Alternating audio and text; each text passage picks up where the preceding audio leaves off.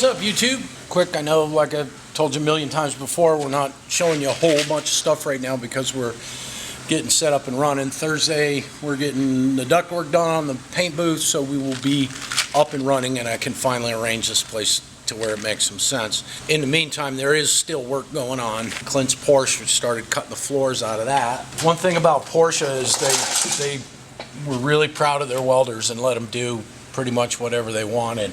I've never seen a car welded together like this. This car is welded together. If you look in here to do the floors, we've cut out the spot welds, but all the corners were solid welded. So it's a bit of a chore to get them out of there, but they're coming. The guys are doing a good job. So I'm out selling jobs. We got 2 more in today.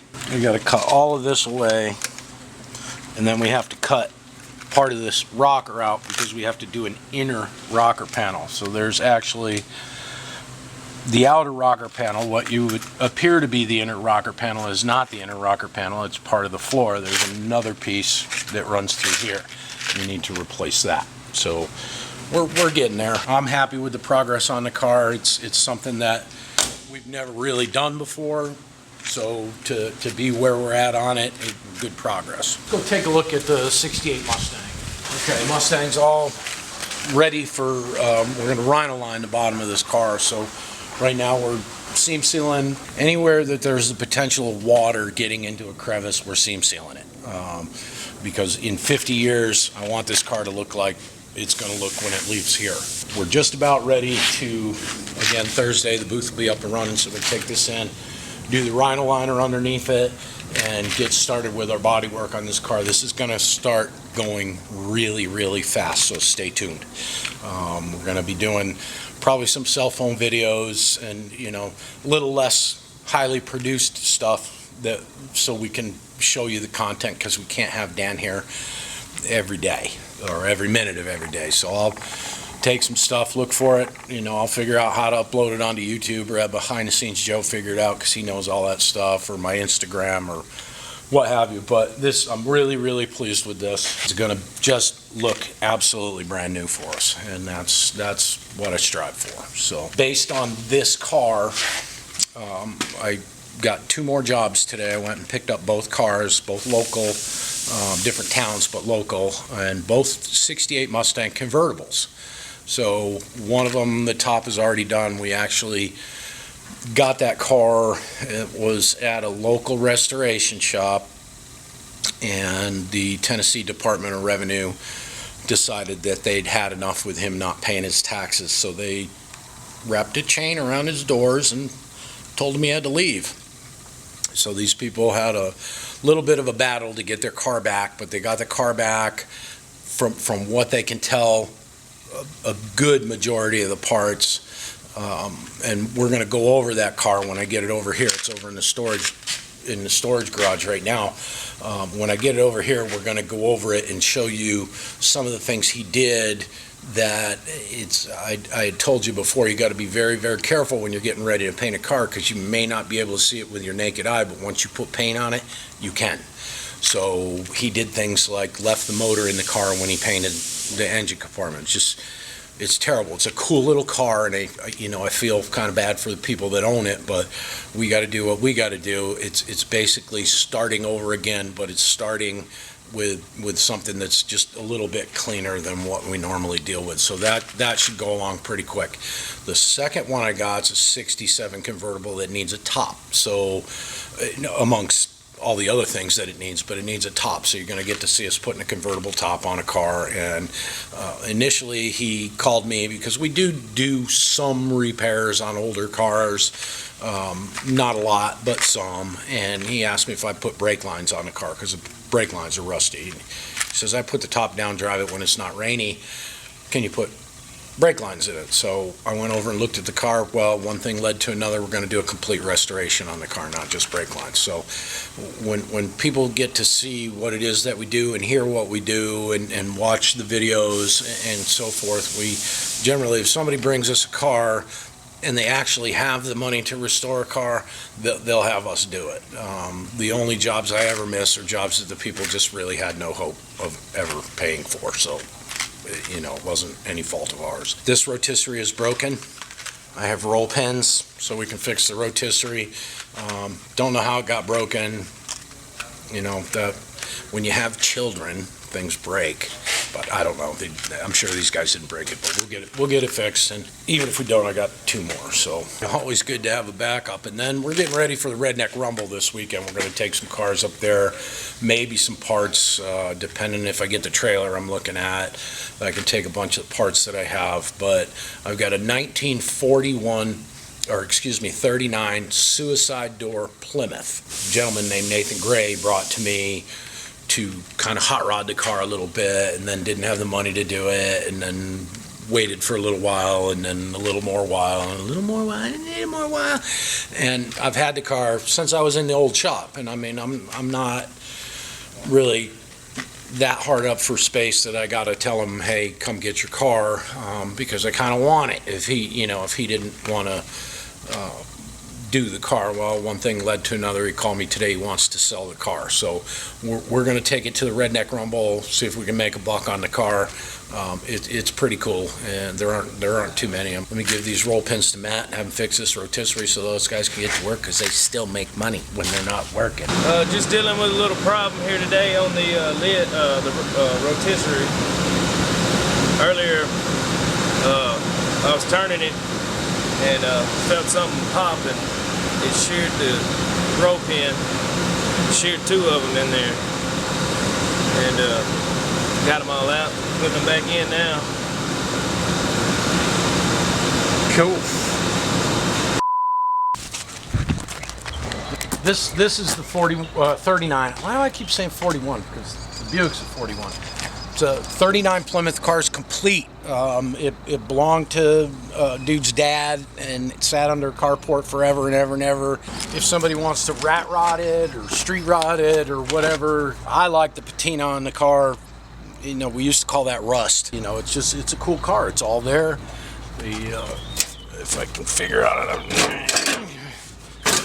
the original Flathead 6 is still in the car. So if somebody actually wanted to restore it, you know, back to where it was, they can do that. Me, I'd put a big motor in it and be done with it. But this will be at the Redneck Rumble. 41 Buick's probably going to go to the Redneck Rumble. I'm going to take my Corvair to the Redneck Rumble. This Oldsmobile's probably going to go to the Redneck Rumble, and I may take that tow truck and sell that tow truck. So we got a whole bunch of stuff going on, and it's hard because I've got to go meet with the people about the cars because they can't drive their cars. I got to go look at them. So we got to do that, and then again, like I said, there's the paperwork, and then keeping track of these guys and keeping track of materials and you know, filming videos and doing all this and doing all that. It's hard for me to get away and go to a car show, but to promote the shop, I got to go to the car show and have some of the stuff there. And plus, they've got deep fried Oreos, so I kind of like those. Heck yeah. Yeah. Okay. Yeah. Well, we got some bad news on the forklift. Not going to fix it. It's terminal. It really, what we found, the reason why it was leaking transmission fluid is the snout, the front of the torque converter broke off. Okay, so Jim gets online and does his research and finds a torque converter, $360. I'm like, okay, that's cool. Put a torque converter in it. Well, we can't get that one out because it's fused to the main shaft of the transmission. So it's obviously got some other issues in here that we're just not willing to deal with. And got a good propane powered 4-cylinder motor if anybody needs one. But now the question is, how do you throw away a forklift?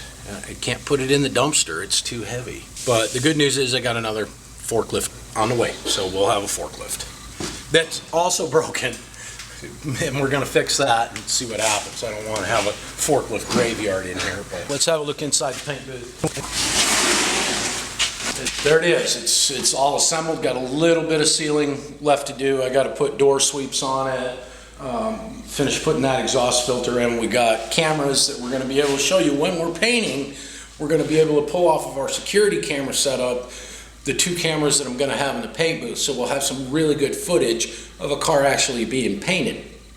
and the steps that you go through to get there. But they're coming Thursday. We're gonna do two 90-degree angles and go out through the wall with the exhaust, and we will be up and running. I've been waiting for this. You know, all of you know I've been waiting for this. Real happy to have it. It's gonna serve us really, really well. So, and we'll go along and show you some paint boothy stuff when we get to another one of the videos. I got some hiccup things going on. It's a downdraft booth. All the air comes in through the ceiling and then it exhausts out through the walls. And we're gonna try something in here that I've heard a lot about. A lot of guys that do really nice cars do this. We generally wet down the floor of the paint booth to hold down on dust. We're actually gonna put an outdoor carpet in here. And I know that sounds crazy, but it works. You put out a very short pile carpet, you put it in here. Any dust that happens to be flying around that hits that carpet stays in the carpet. Then we just buy a cheap Walmart vacuum cleaner, vacuum it out, and when the carpet's used up, we roll it up, throw it away, and get some more. And that saves us from putting water in the booth, which over time, even though everything's galvanized and powder coated and so on, it still gets rusty and it gets dirty, and you know, it'll kind of quiet down on the noise in here too, because it's a little echoey. If you put a carpet in there, it won't. So hopefully, you know, within the next couple of episodes, it won't be so boring, but it's part of doing this channel is showing you what it takes to start a shop, what it takes to get in a building, to make a building efficient, to get the equipment that you need, the work that you need, the workers that you need, and keep it all together and not go absolutely insane, which is a lot more difficult than a lot of you might think. And a lot of you might think I already am insane. I don't know. Most of the wiring's done. Blinky things you see up there are some kind of high-tech gizmo that Joe's doing for the cameras. We took one of our roll-around cabinets and put everything in it that we need to do body work. Instead of walking over to a cabinet to get some sandpaper, got it right here. It's all right here. We can roll it to wherever we need. Bobby gave me the idea when we came in here, put everything on wheels. I want everything on wheels. I'm like, okay, seems weird, but Working out. It's working out. Yeah, everything on wheels is great. We can roll a table up to the car when we need to work on a car, place parts on the table. Can't put heads on them though because the wheels fall off. So You done that before? no, that was the first time, but now I got a good welder, so I don't think the wheel's going to fall off now. But yeah, having everything on wheels really does make it easy, especially being scatterbrained like me, the way that we're putting this shop together, kind of random. You know, I'm over here, then I'm over there, then I'm over here and stuff. Push everything over here, push everything over there. But every time I push something over here, one of those things stays there. It's a good place for it. We have 11 kittens now because we got the other ones out of the wall. So serious, I got 11 kittens. If you want a kitten, come get a kitten, preferably 3. They're all pretty cute. A couple of them, well, one of them we named Mac because it's got the eye. So thanks for sticking with us through all this, and it's a process. I mean, you can't just move in and start painting because this wasn't a body shop. If I bought Bombi Hamilton's shop down the road, yeah, we could move in and be painting and doing body work in an air-conditioned shop. For a gajillion dollars. For a gajillion dollars, right. And I'm just shy of a gajillion at this point. Actually, I took my car home because it had less gas than my wrecker did. So that worked out. So everybody's car's breaking. Dan's car blew up. I don't have any gas in mine. Bobby's wife takes his, and he's got to drive a Kia. Doesn't cost him anything to drive to work except for his manhood. How's it feel to drive a Kia to work? I'm not going to say anything bad because she'll kill me. That translates to I support my wife and I love her, so. Yeah, that's a good little car. I mean, it's done what it needed to do. I ain't had no trouble out of it. They tried to trade it in on a Bronco, but Ford can't get Broncos. Yeah. Yeah. Well, hopefully we'll start getting things, more of a permanent arrangement in here. Got the, like I said, the ductwork's coming. Unless he ghosts me on that, then I'm just out of motor. I traded a motor for the ductwork, but we'll see. A lot of times on a car, it looks like nothing's getting done, but all actuality, it's stuff that has to be done that never gets seen once the car's done. But if I do it wrong, Bobby does it wrong, Matt does it wrong, we do it wrong, we know that it was wrong. And I'm not gonna put a car out of here that has stuff that's been done half-assed or incorrectly or whatever. It's gonna, when I show you the Mustang convertible that we got out of the local auto body shop that the Tennessee Department of Revenue decided they were gonna close down, I'm gonna show you again exactly what you don't do when you're restoring a car. When you're hacking a car together and trying to just take people's money, that car's a perfect example of what gets done. So that's gonna be a good video, and we'll show it to you. Plus, a pretty cool car. It's got a nice 302 in it. It's a convertible, and the couple that owns the car are actually really, really nice. So I'd like to be able to do what I can to help them out without being a vulture and going, oh God, I get to do everything on this car. I'm gonna take some liberties and get some stuff done, without going full crazy tilt on them, so they can get their car back and enjoy it. They've had a very bad time.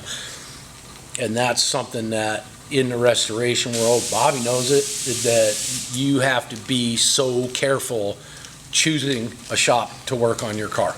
Because one piece of advice I can give you is don't ever tell a body shop, I'm in no hurry. That means your car's going in the back corner, we'll see you in 2 years when I need some more money. When I need some more money and I still haven't done anything to your car, but I need some more money. No, that's not gonna happen here. That's what we strive to. These guys do absolutely everything they can to make sure that everything is done precisely. The car's better than it was when it was built. So I owe a lot to Bobby and Matt for bearing with us through all this, all of you guys for bearing with us through this, yet we still get watch hours, we still get new subscribers, we still get people interested in seeing the reality of what this takes. It's not a reality show, it's actually reality. So we will see you next time.